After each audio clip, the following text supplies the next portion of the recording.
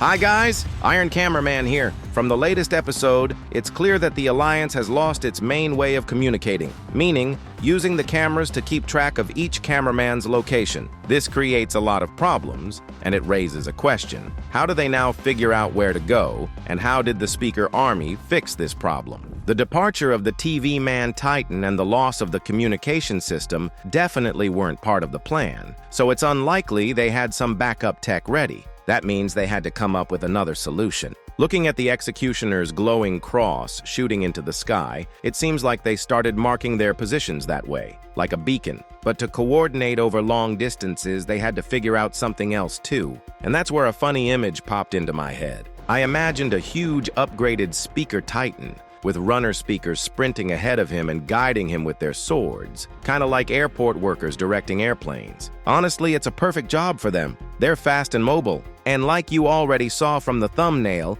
I worked with animator Phi to show this idea in a frame, just to better bring this scene to life. Also, in my opinion, episode 78 is one of those episodes you keep coming back to whether you want to or not. And the reason is simple. There's just so much detail packed into it, it's impossible to catch everything on the first watch. Huge thanks to you guys, my viewers, for helping me out and pointing out the little things I miss. For example, if you look closely, you can spot a strange figure behind the glass on the right side. Someone watching the cameraman. There's a faint green glow coming from him, which usually means a secret character like the secret agent or that girl who looks like him. Judging by the body type, it's probably a man, which immediately makes you think it's the secret agent himself. But what's he even doing here? Weirdly enough, once again, he's spying on the agent's bases, where they work on upgrades to fight against the Astro toilets. He's probably studying their methods and tech, because it's obvious he knows about the Astro toilet's plans. But it feels like even he wasn't fully prepared for the threat,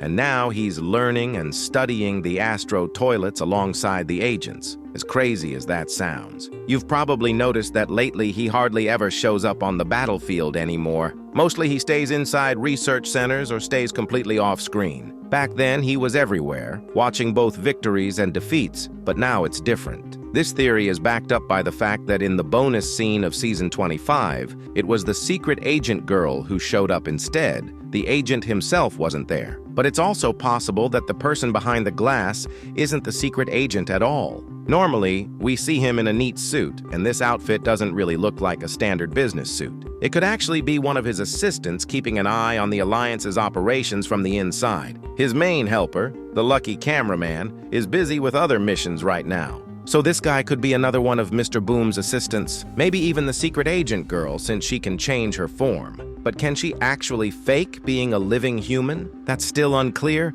so we'll have to keep watching and see what happens. Overall, right now, Boom isn't risking going to the battlefield and is mostly studying the invaders' technologies with his agents. This leads to the conclusion that the secret agent, along with his helpers, is preparing, studying, testing, and improving their technologies to fight more safely against the Astro toilets in the future. Considering how strong the Astro toilets are, staying put and preparing is the best choice in this situation. After all, we saw in episode 78 how well this tactic works. The Speaker Men haven't appeared on the battlefield all this time.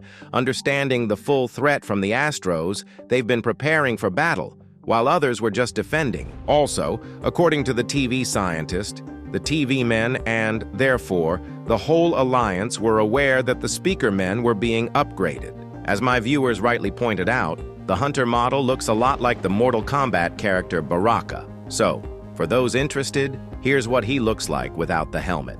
Another interesting fact I didn't know when analyzing the episode, the shape and color of the crosses on the Speaker Women were taken from the Weeknd's Starboy music video. It's interesting that Mr. Boom had already done animation with this artist, so it's not surprising that he decided to make this reference, especially since it looks really cool. But what's especially intriguing is that the song where these crosses appeared is basically about rebirth. The Weeknd changes his style and sings about outer success with hints of inner loss and emptiness behind the sparkle. And this description fits the Speaker Men's image really well, especially in their upgraded versions. We've always seen them as fun guys who dance in any weird situation.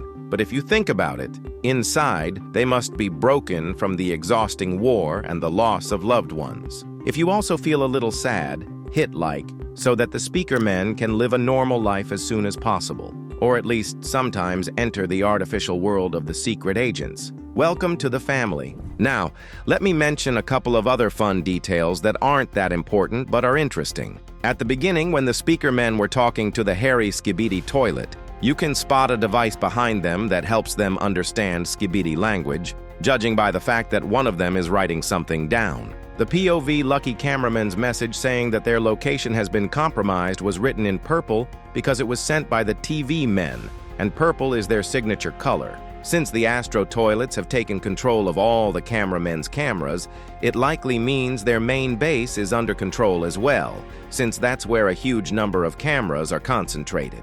When creating the character Hugo Boss, from whose perspective we watched episode 78, Boom was probably inspired by Dante from the game Devil May Cry. Dante is also sarcastic, loves to tease his enemies during a fight, and their fighting styles are quite similar, not just Dante's. You can watch a couple of scenes from the game. Notice how Virgil switches positions quickly when shooting, just like the hunter in Skibidi Toilet. By the way, I have many more such details, and you're writing more and more interesting things in the comments that I didn't notice. So if you want to see this section again, I can continue it in other new videos. Right now, the speaker men are preparing for the most important battle in the whole Astro Toilet arc. Winning this battle will mean taking the initiative for one side, but how long the Alliance will keep it is still an open question. In this episode, we essentially saw the first truly serious group of troops. A similar squad was only seen at the very beginning of the arc, back in episode 74. It's clear that the speaker men have leveled up, and I'm sure that even with such a strong squad, they can handle it, especially since they still have their trump card left, the speaker man Titan, who still hasn't appeared. But how long they can hold the defense is unknown. Everything we've seen in the series isn't the full Astro Toilet army. Most likely, they're showing us at most one division that came to Earth to take over. Of course, they're heavily armed and could easily destroy the planet, but right now, the speaker men army is significantly slowing this down. Basically, the hunter's words that victory will only temporarily delay defeat are somewhat true. The Astro Toilet army has a cosmic scale. They outnumber the Alliance by at least a factor of 2, and possibly even surpass them in technology. I'm 100% sure that we haven't seen all the invaders' abilities in the show yet, at least because the character Duke hasn't been revealed, and he's probably going to be much more dangerous than the Duchess, at least twice as much. The Alliance will constantly have to adapt to new conditions when fighting the Astro Toilets. For that, they'll need all their resources, and most importantly, they'll need to team up with the secret agent, since so far, only he and G-Man have the deepest knowledge about the Astro Toilets and their empire. And you know, I've been thinking, the darkness, or the dimension of darkness we saw in episode 78, will play an important role in the future. This place seems like a space the TV men can use to travel in the real world.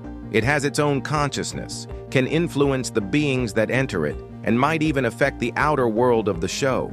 Essentially, the TV men use it to break the laws of space and time, moving from one location to another. Also, in my previous video, I suggested that with some effort, time travel might even be possible. A long time ago, I mentioned a time machine that supposedly belongs to Boom. It's very possible that the Abyss is the actual time machine. Maybe Boom has already used this dimension to travel back in time and change it, building the present how he wanted. Where does he get all this knowledge from? Maybe this isn't his first attempt to defeat the Astro Toilets? But there are two big problems here. The first is purely plot-related. Time jumps always create many holes, and implementing them carefully is really difficult. It would need to be handled very smartly if Boom even decides to do it. The second is the risk that the Astro Toilets might also be able to use this space. After all, they have the infected TV man Titan, and they will definitely want to study this world. But they have much less chance of succeeding. Even the infected Titan doesn't have the knowledge of the original TV man, since his personality has now been replaced by the Watchman of Doom. There's also a small issue with the TV men's books. If the Skibidi guys kept them in the lab, the Astro Toilets could have gotten their hands on them. The technology to stop the gate from closing in the Astro UFO might hint that they already have some knowledge about the abyss, and that's a serious threat for everyone. But something tells me that even if there are time jumps in the series, they've already happened, and they'll just reveal the consequences later. This could explain where the secret agent got all his information from. Let me know what you think about this in the comments, and this was Iron Cameraman. See you again soon.